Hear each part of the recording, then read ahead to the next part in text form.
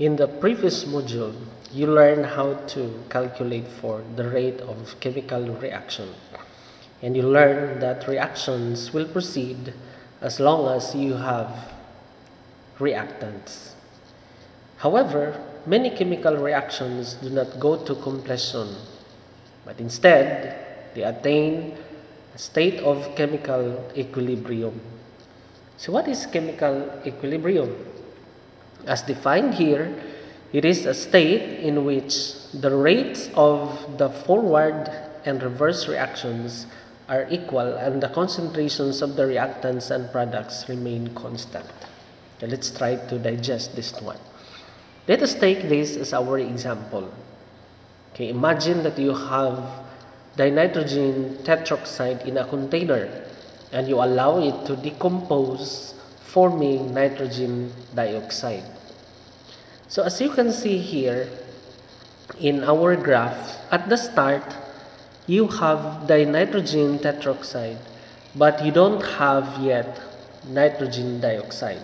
That is why the curve here for nitrogen dioxide starts from 0, which means that at the start of the reaction, what you have is only the reactants, no nitrogen dioxide yet. But as you can see here, at a certain point, you started to produce nitrogen dioxide.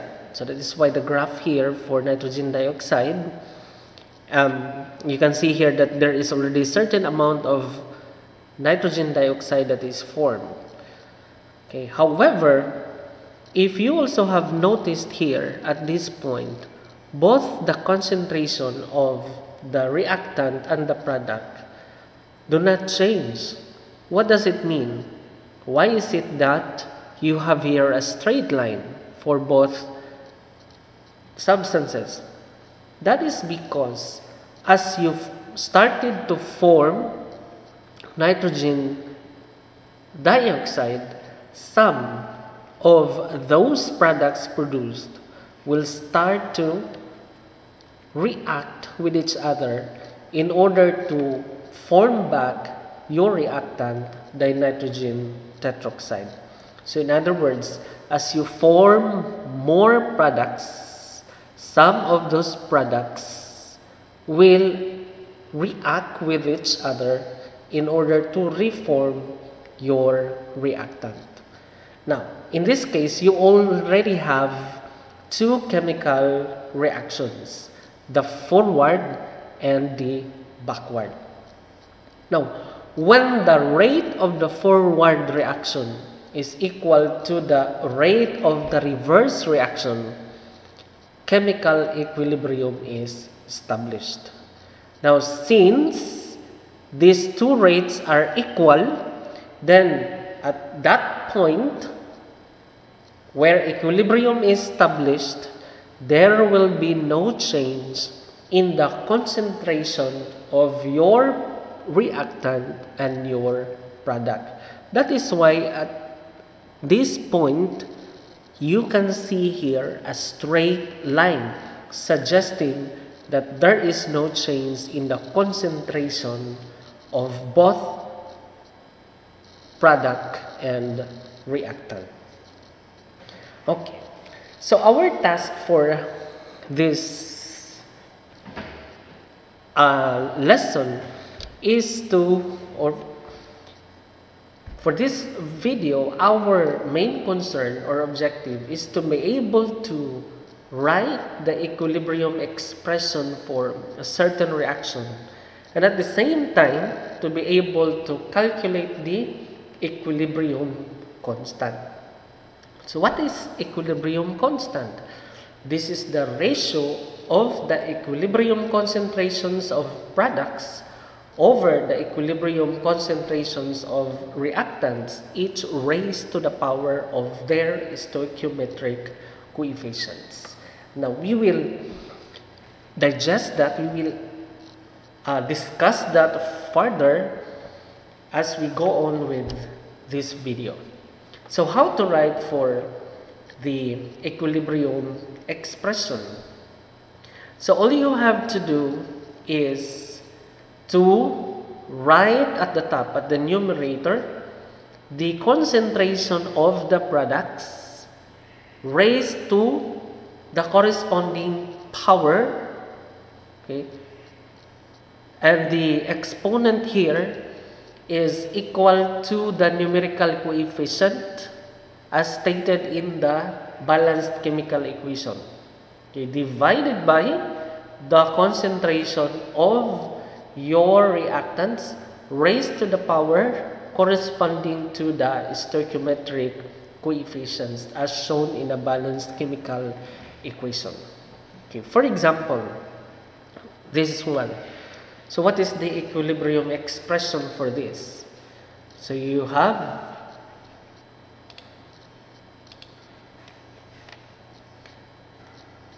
K sub C, which stands for the equilibrium constant, is equal to the concentration of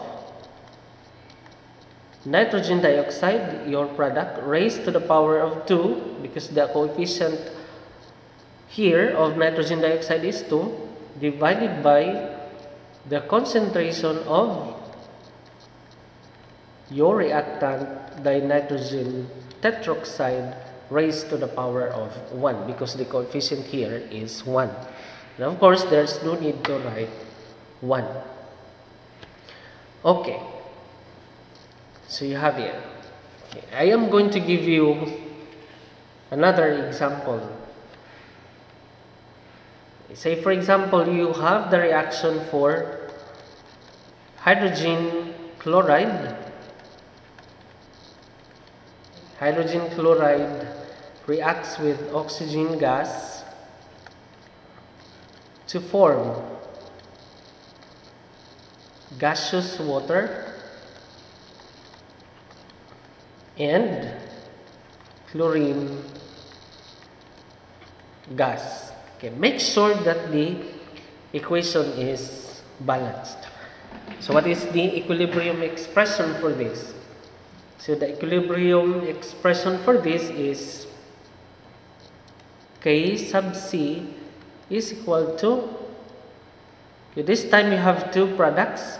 So what we're going to do is to multiply the concentrations of both of the two substances. So you have concentration of water raised to the power of 2 times the concentration of chlorine gas raised to the power of 1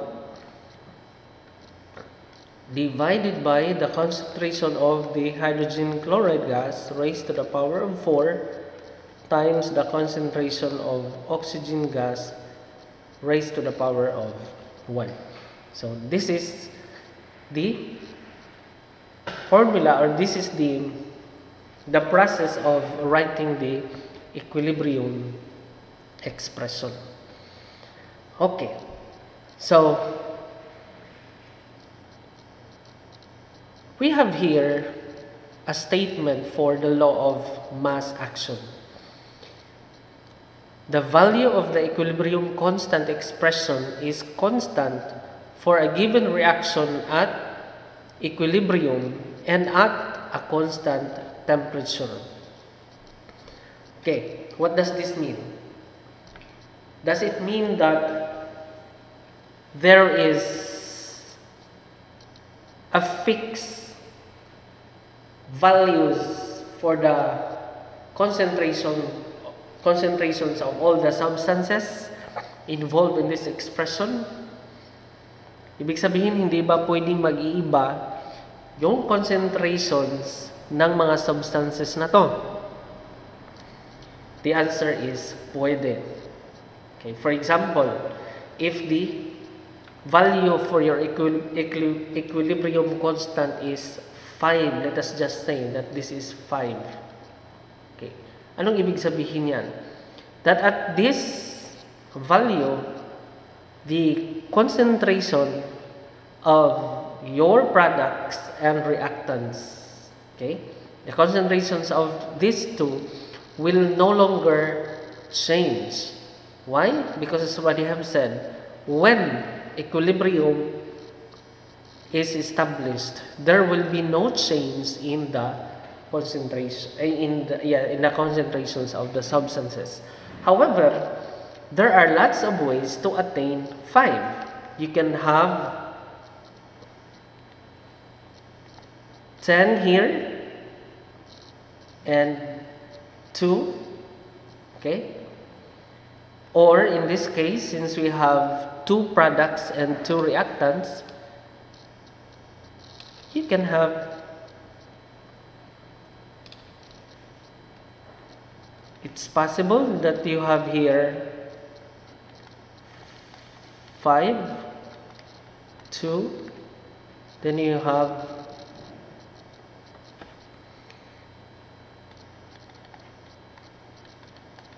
it's possible, right? Because when you multiply 5 times 2, the result is 10 divided by 2, it's 5. Or you can also have 5 times 1 here, and then you have 1 times 1. So 5 times 1 is 5, divided by 1, that's still 5. So what is the point here? The point is, your value for equilibrium constant will not change, but the value of your concentrations may vary. Okay? They may vary. Okay, that is why it's stated here, the value of the equilibrium constant for a given reaction at equilibrium and at a constant temperature may vary, is constant, but the equilibrium concentrations of reactants and products may vary. Okay? Ibig sabihin, pwedeng magbago yung concentrations ng substances ng products and reactants, pero yung equilibrium constant mo ay ganun pa rin. Okay, you can have different concentrations of the substances involved, but the equilibrium constant is still the same. Okay. Now, we have here other characteristics of equilibrium constant. Okay? You have here, equilibrium can be approached from either direction. Anong ibig sabihin yan? Now remember that we have 2 reactions here, the forward and backward reaction. So, equilibrium can be approached from either direction. So, if that is the case, then our equilibrium expression will also be reversed. Say for example, if you consider the reverse reaction for this, just like the second example, if you consider the reverse reaction, so what will happen? Okay?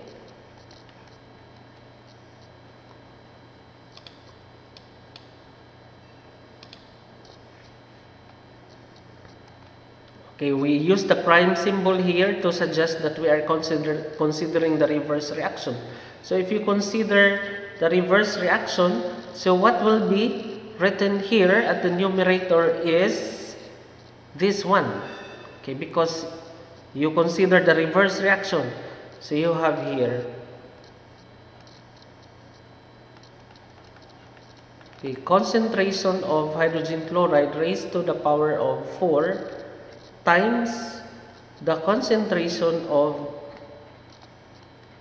oxygen gas raised to the power of 1 divided by the concentration of your gaseous water raised to the power of 2 times the concentration of the chlorine gas raised to the power of 1. Okay? So yan ang ibig sabihin ng characteristic na yan, equilibrium can be approached from either direction. Second, equilibrium constant does not depend on the initial concentrations of reactants and products. Bakit? Kasi yung kinoconsider natin ay hindi ang initial concentrations but the concentrations of the substances of the products and reactants when equilibrium is established. So, ibig sabihin yan na ang value ng equilibrium constant ay hindi nagdidepende doon sa initial concentrations ng substances, kundi sa concentrations ng substances when the equilibrium is established. Kaya nga, sa expression natin dito,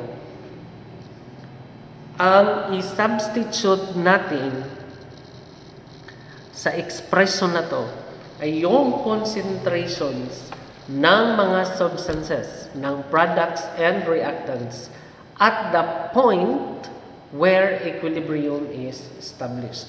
Not the given concentrations prior to the establishment of equilibrium. In other words, yung initial, hindi yon. Number 3, equilibrium constant does depend on temperature. Bakit? Kasi at different temperatures, paiba-iba yung concentrations ng substances at equilibrium. Ibig sabihin na pwede silang mag-establish ng equilibrium at lower temperature. Pwede din silang mag-establish ng equilibrium at higher temperature. Okay? So, pag ganon, kasi iba yung concentrations nila at lower temperature at higher temperature, so mag-iiba din yung value mo ng equilibrium constant. Kaya sinasabi dito na equilibrium constant does depend on temperature. This is the reason why in the problem that we will be dealing, the temperature is specified. So, sasabihin doon that the concentration of substance A is 5, for example, 5 m at 100 degrees Celsius. So, meron talagang naka-specify doon na temperature. Kasi pwedeng mag-iiba yung concentration niya kung iba rin ang temperature. Okay, then we have magnitude of the equilibrium constant. So, as stated here, if the equilibrium constant value is large, that is very, very bigger compared to 1, ibig sabihin, the equilibrium lies to the right and the reaction mixture contains mostly products. Okay, why? Because again, equilibrium constant is the ratio of the products of the concentrations of reactants over the products of the concentrations of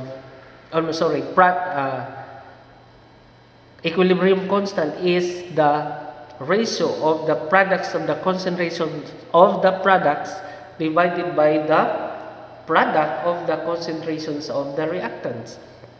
So, ibig sabihin, if the value of your equilibrium constant is greater than 1, what does this mean? Greater than 1. So, meaning to say, your denominator here is very, very small compared to your numerator. Okay? So, ano ba yung nasa numerator mo? Numerator mo is the product of the concentrations of your products. So, if the numerator is big and the denominator is small, then in your container, in your mixture, what can you see are mostly products. Second, if the value is small very small, the equilibrium lies to the left and the reaction mixture contains mostly reactants. And this usually happens at the start of, they were talking about equilibrium constant here. So what does this mean?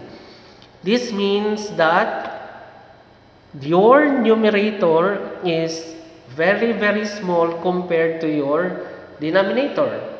And again, your numerator is the product of the concentrations of the products, and the denominator is the product of the concentrations of your reactants. So if the number below is very big, that means in your mixture, what you can see is mostly reactants. Now, how about if the equilibrium constant is close to 1 or perhaps equal to 1? That means that you have, or the mixture contains appreciable amounts of both reactants and products.